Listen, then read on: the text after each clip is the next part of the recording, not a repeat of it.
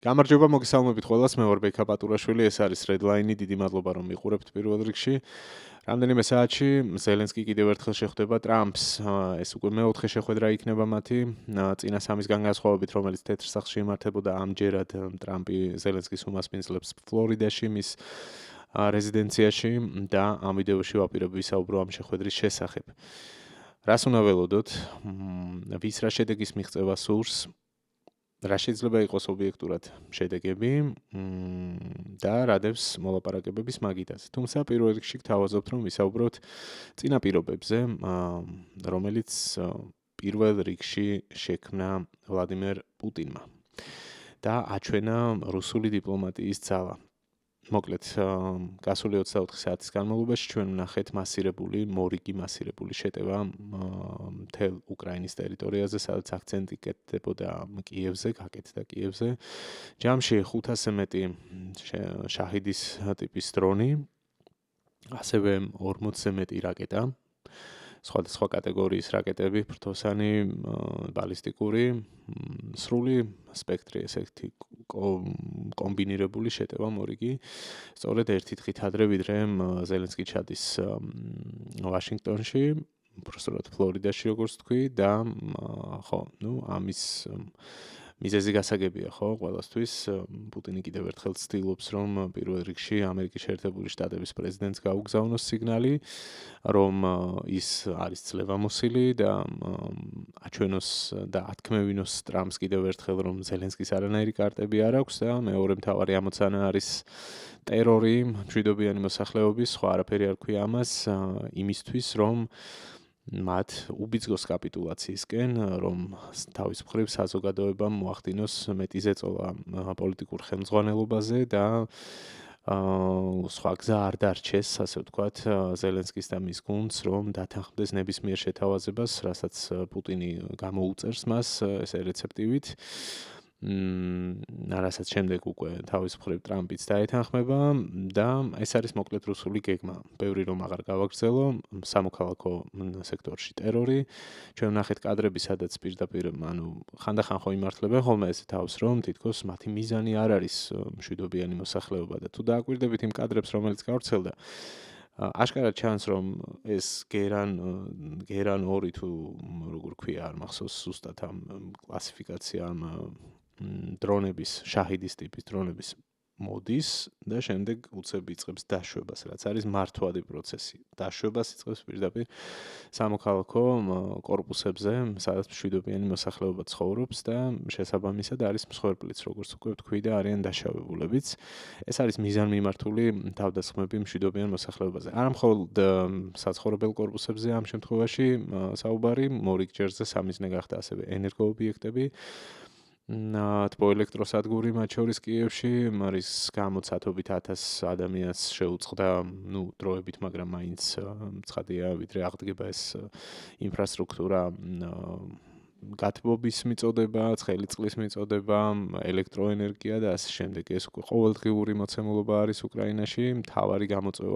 ერთ-ერთი მთავარი გამოწვევა არის მათთვის სწორედ გაუძლონ როგორმე აი ამ რუსული ტერორის ფონზე ცივ ზამთარს.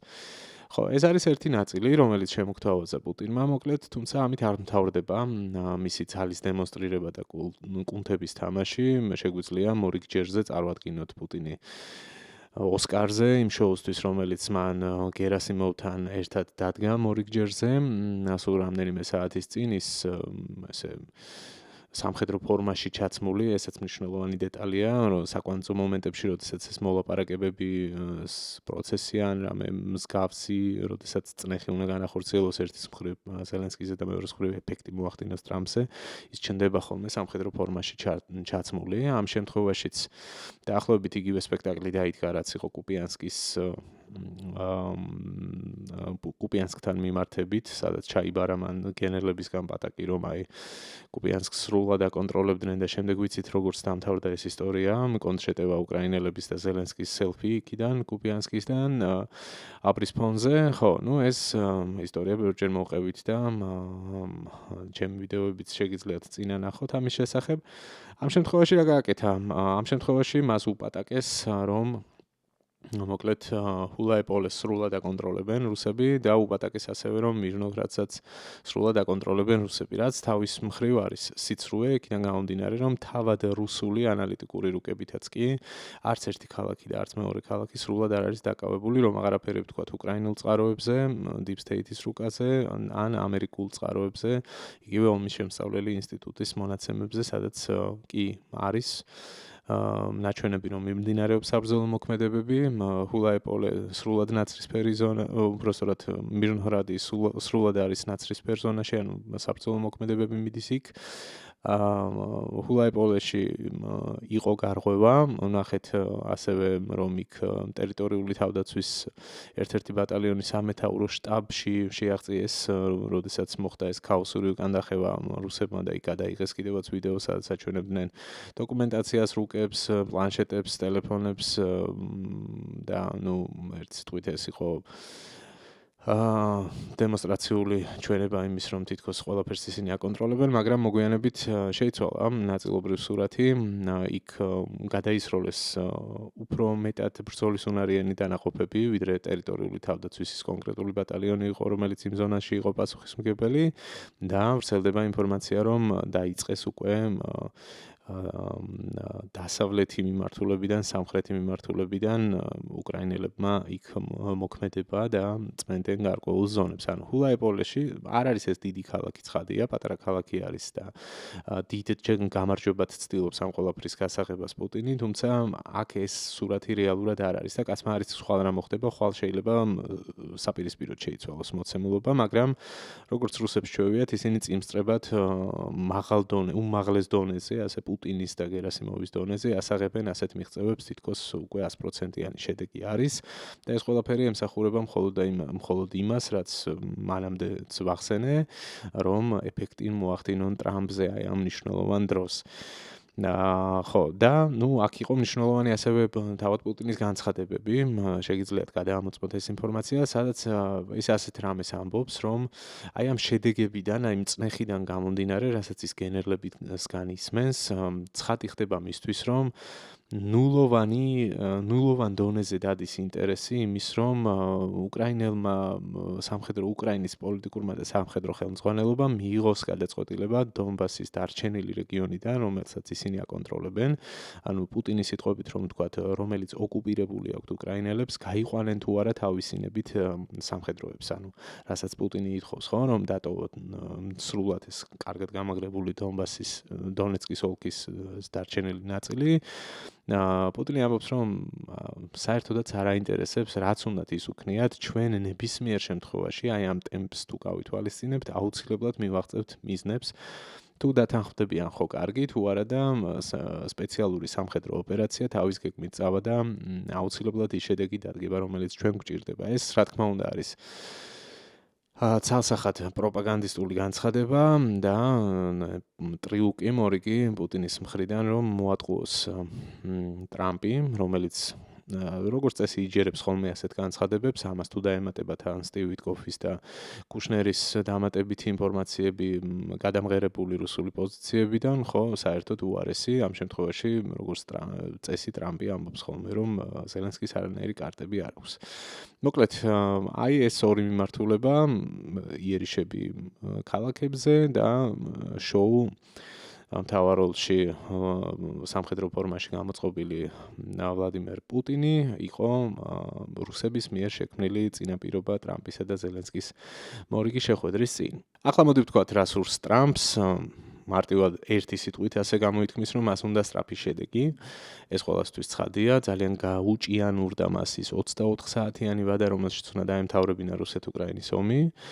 აგერ უკვე წელი ხურება, მისი ხელმეორედ გაპრეზიდენტების პირველი წელი, ასე ვთქვათ, და ეს შედეგი მან ვერ დადო, აქედან გამომდინარე, მას აი ამ არაერთი რაუნდის შემდეგ მოლაპარაკებების ალბათ დღეს უნდა რომ რაღაც განაცხადოს, რომ რაღაც პროგრესს მიაღწია და ეს რაღაცნაირად უნდა ჟღერდეს აუცილებლად. ამას ერთი წინაპირობა აქვს კიდევ, რომ ტრამპს ნათქვამი ჰქონდა, რომ ზელენსკის მორიგ ჯერზე მხოლოდ მაშინ შეხვდებოდა, როდესაც რაიმე გადაწყვეტილება მომზადდებოდა და მომწიფდებოდა, ასე ვთქვათ, და რეალური განსახილველი საკითხი დადგებოდა, ასე ვთქვათ, დღის წესრიგში.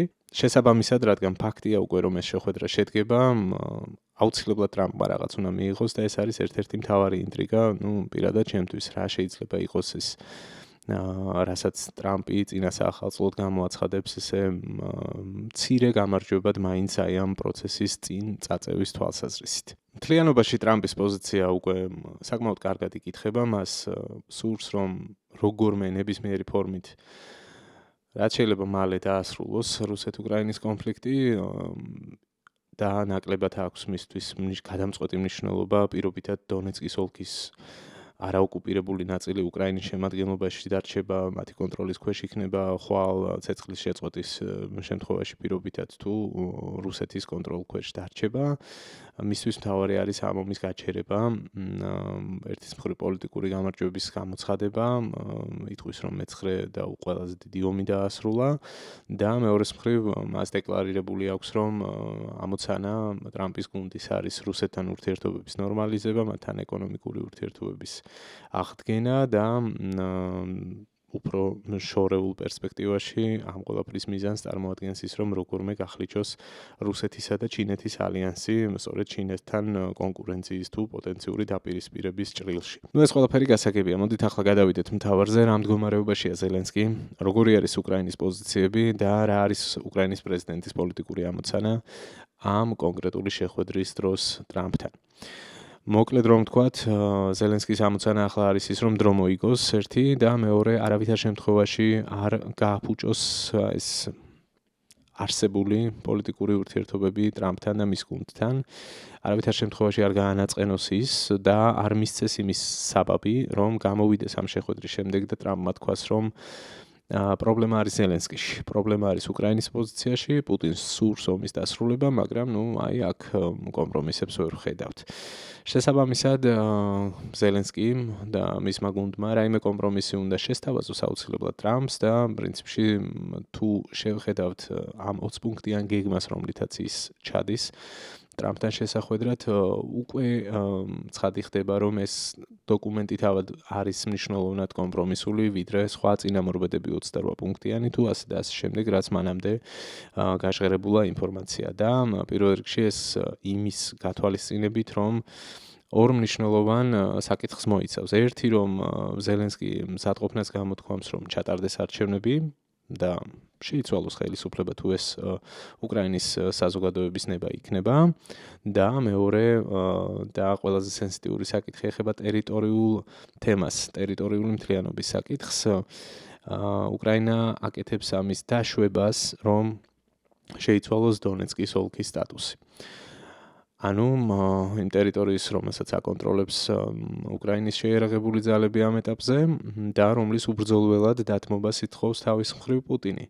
ეს იყო ამერიკელების წინადადება, რომ დონეცკის აი ამ ნაწილში შეიქმნას თავისუფალი ეკონომიკური ზონა, სადაც იქნება დემილიტარიზებული ზონა, ასე ვთქვათ, და არ იქნება არც რუსული ჯარი, არც უკრაინული ჯარი. უკრაინელები ამბობენ ასეთ რამეს, რომ თუ ჩვენ უკან გამოვალთ, რამდენითაც ჩვენ გამოვალთ, იმდენით უნდა გავიდეს რუსეთი, თუმცა ეს დიდი კითხვის ნიშნის ქვეშ არის, თავად რუსეთი რამდენად დათანხმდება ამ ამბავს. ნებისმიერ შემთხვევაში, უკრაინელებმა ეს საკითხი ჩადეს ამ 20 პუნქტიან გეგმაში და აქ არის ერთი მნიშვნელოვანი დათქმა.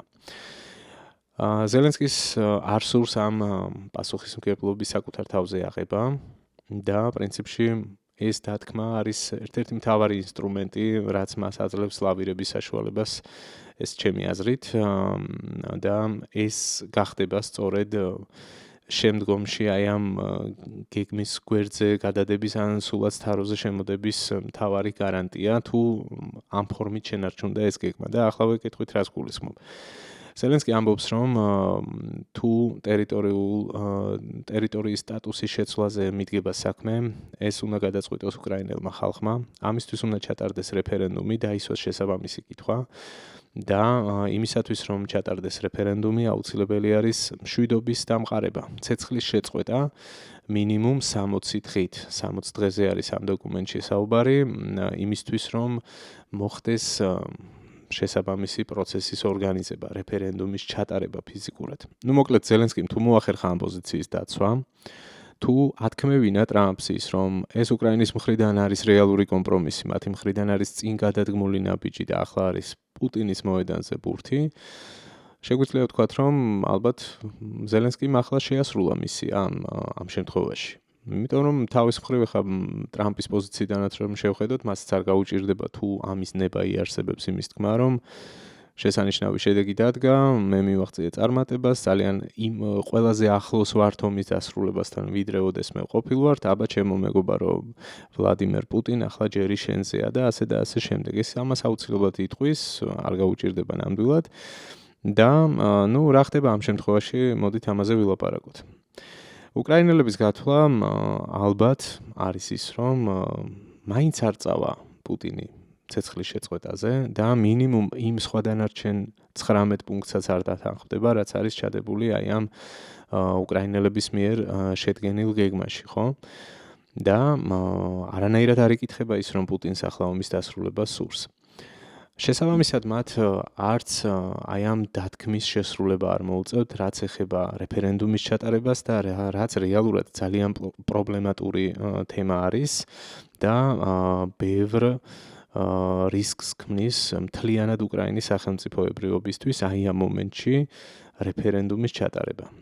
თავი რომ დავანებოთ იმას, რომ რამდენადაც მე მოვიწია ინფორმაცია, უკრაინის კონსტიტუცია ფიზიკურად არ იძლევა შესაძლებლობას, რომ საომარ პირობებში რაიმე სახის რეფერენდუმი ჩატარდეს. გარდა ამისა, უკრაინის კონსტიტუციით საერთოდ არ განიხილება ტერიტორიული მთლიანობის საკითხის გადახედვა ან რომელიმე ოლქის თუ დასახლების სტატუსის შეცვლა. ასეთი რამ ფიზიკურად არ წერია უკრაინის კონსტიტუციაში. მაშინ ეს კონსტიტუცია უნდა შეიცვალოს და განახლებული რედაქციით უნდა ჩატარდეს რეფერენდუმი.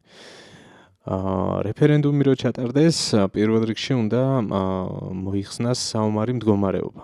რაც წარმოუდგენელი ამბავი არის, ერთია ცეცხლის შეწყვეტა თუნდაც 60 დღით, მაგრამ მეორე არის საომარი მდგომარეობის მოხსნა. საომარი მდგომარეობის გაუქმება გულისხმობს დემობილიზაციას, სამხედროების სახლში წასვლას, საზღვრების გახსნას და მთელ რიგ პროცედურებს, რაც ფაქტობრივად დაუცველს დატოვებს უკრაინას განმეორებითი აგრესიის შემთხვევაში და ეს წარმოუდგენელი სცენარი არის მიმდინარე პროცესის და ამ ხელა მასშტაბური ომის გათვალისწინებით და ამასაც რომ თავი დავანებოთ და დავუშვათ, გააუქმეს საომარი მდგომარეობა.